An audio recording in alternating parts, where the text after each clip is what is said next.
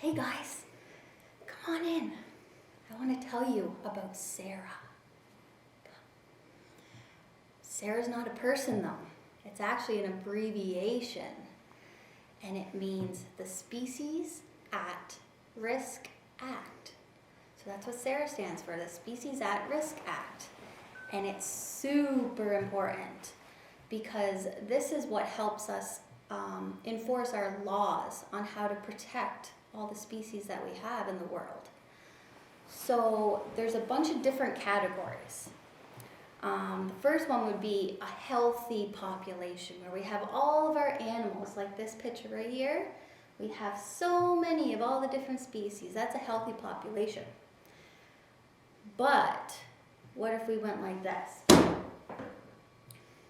Now we lost some of our species.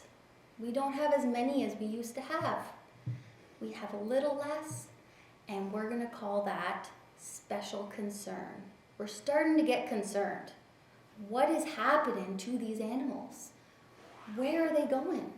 We have to keep a very close eye on it, or guess what will happen?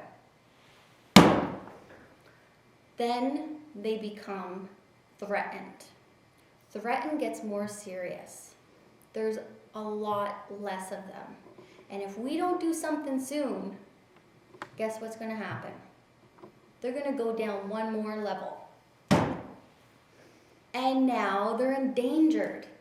Endangered, the next step after that is very serious. That means they're going to become extinct. You all must know of some animal that is extinct. Maybe you could raise your hand and tell your teacher if you know an animal that is extinct.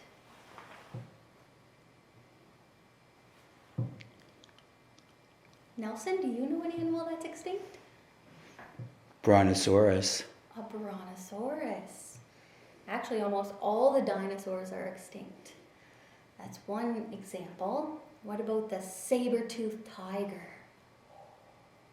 That's another example. So, we have an extinct population. The woolly mammoth is extinct. The dodo bird is extinct. We are not going to see those animals on Earth again. So the SARA Act is a law, and people can be punished if they are found hunting or harming or destroying habitat that these animals need. So SARA is extremely important. There's one more category though, and it's really interesting. So in Canada, we have a bunch of freshwater turtles. We actually have 8 of them. They live in the freshwater, so there's more turtles that live in the ocean. But in the freshwater, where it's not salty, we have 8 species of turtles in Canada. All of them are endangered or threatened. So we have to be extra careful. We have to start protecting their habitat and their land. And so the final category is actually, in Canada, we had a 9th turtle. There was another turtle that lived in our fresh waters, and it was actually extirpated. That means it only lives in a certain area. So it's extirpated from Canada. We don't have it in Canada anymore, but that doesn't mean it's still not in this world. It's found in other places in the world, just not in Canada anymore. And so that's what extirpated means. So this is another example of one of our species at risk, and it's an Atlantic sturgeon. And this is a guy that we work really hard to protect. And we have here the Atlantic salmon, and this is a species that we're extremely concerned about. Especially where we live in Miramichi, we used to have a ginormous population of Atlantic salmon. People would come from all over the world to come and fish Atlantic salmon. But now the population is so small. They're very concerned, and they could possibly be extirpated from this area. And we'll have them no longer in here, in the Miramichi And this guy, this is called our brook floater mussel. And he's a species at risk as well. And you might think these guys look pretty boring, but they're actually super cool. These guys filter our water. They clean our water. They absorb all the bad bacteria, blue algae, everything that we don't want in our waters. These guys filter it. So they're extremely important. And they also provide food for a lot of our fish, a lot of our beavers, and a lot of our animals eat freshwater mussels. So we actually have to take care of all of these species. They all work together. And what do you think are some of the threats that are facing these? Could you raise your hand and maybe give your teacher an idea of what you think could be harming these animals?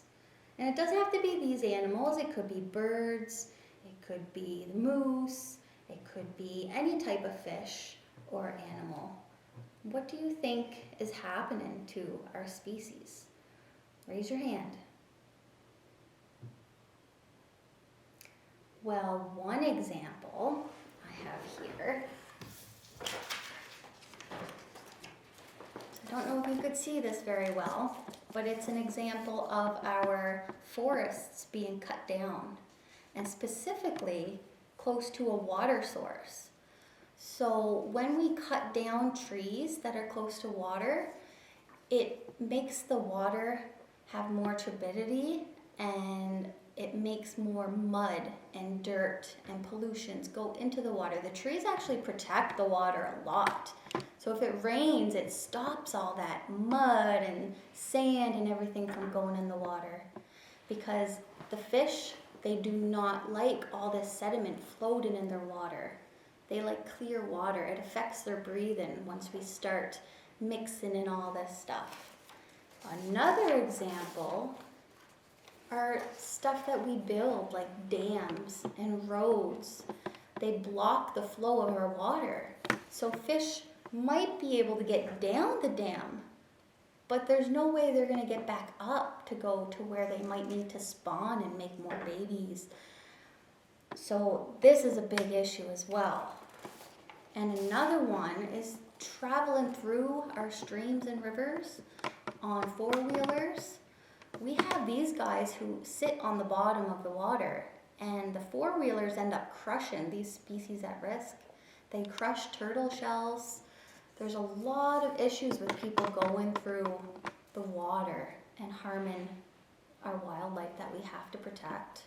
We don't see them under there, but they're there, and they're so important for everything, the whole ecosystem. It all works together. All right, guys.